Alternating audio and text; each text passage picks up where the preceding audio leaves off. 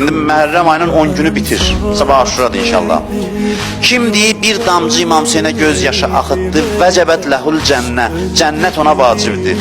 İndi bu məclisdən çıxanda, yaxud sabah Aşura günündən sonra deyəsən ki, yox əşi, bir dənə göz yaşına görəsən mənə bağışladılar, eləməyin belə. Allahın xoşu gəlmir. Allahın xoşu gəlmir. Məclisdən sonra İmam Hüseynə təşəkkür eləyin. Deyin, ağa, təşəkkür edirəm ki, məni tərtəmiz elədin bugün.